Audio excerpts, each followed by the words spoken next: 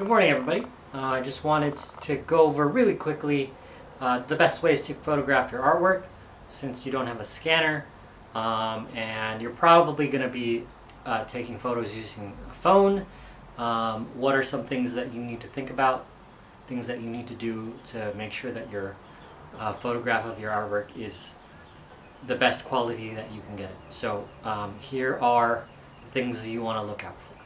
First thing that you want to think about is your lighting. And so I'm here inside a room in my house that has a nice window that's facing the light in the morning. So it's bringing in a bunch of natural daylight, and that's going to be an easy way for you to get some good lighting for your artwork. I would avoid photographing your work at night, especially if you don't have a lot of light where you can control it. Sometimes the light bulbs we have in our homes are pretty yellow. It's going to change the way that your artwork is going to look in the photo, and you might have to fix it a little bit after, and so you want to minimize that. So bright day, nice sun. If you have to, go outside and just don't take it directly in the sunlight. Find some places where maybe it's indirect, it's in the shade, but there's still a lot of light in that space. So now let's talk about photographing your work. Well, the one thing you don't want to do is, here's your artwork.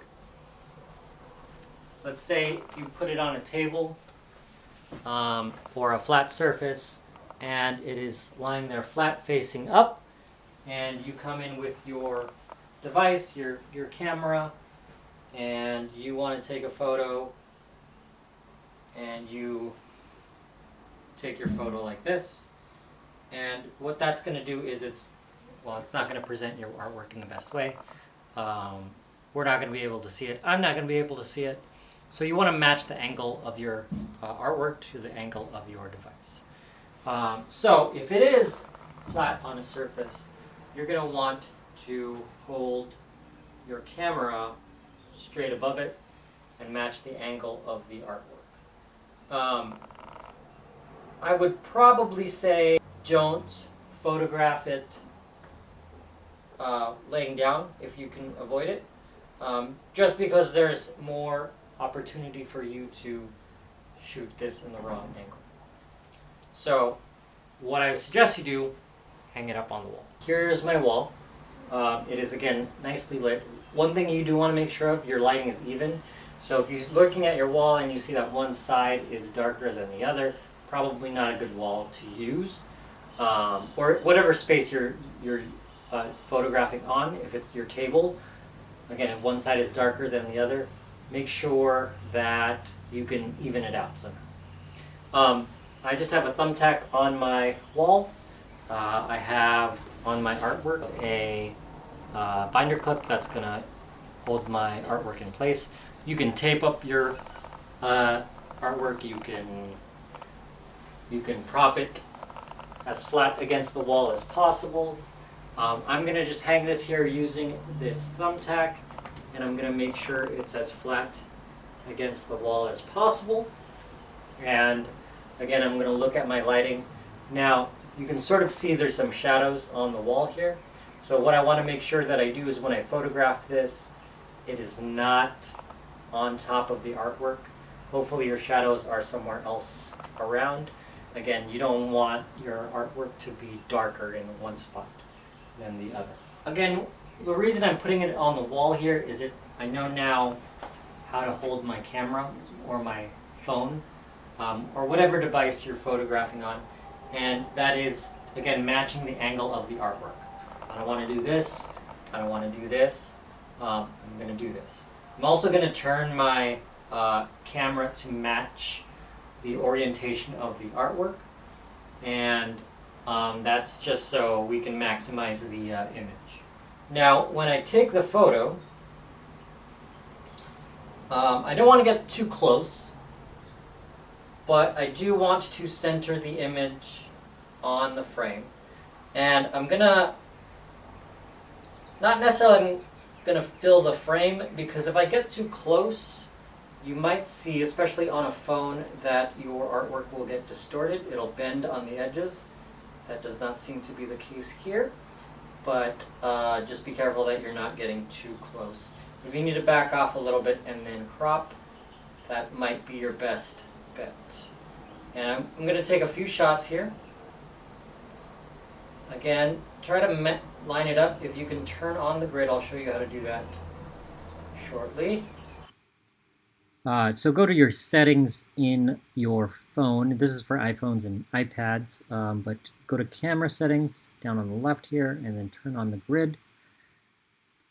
The other thing you maybe want to consider is turning on your HDR and also the type on an iPhone. You may want to change to most compatible. That's going to just turn your file into a JPEG. So consider that not necessary, but if you want to make your life easier, do that. Okay, back to photos. Turn on the grid and that'll help you orient your shot. And don't just take one shot, of course. You want to take a few just so you can have a few to work. Okay, so now that we have our photo, we can edit that a little bit. So let's go into photos, and you can look through your shots to find the best one. Again, you're looking for the flattest, most even shot that looks as close to your artwork as possible. And again, you want to make sure you have a few just so you can pick the best one. I'm going to settle on that one's pretty close, so I'll click on that. First thing you want to do is let's crop it. And you also might want to rotate slightly, but let's crop this first just to check. I have a little extra space, which is always helpful, and so it'll help me find the actual borders. You'll notice I can also crop out the tape and the clip. If your photo's a little crooked, use the rotation to straighten that out.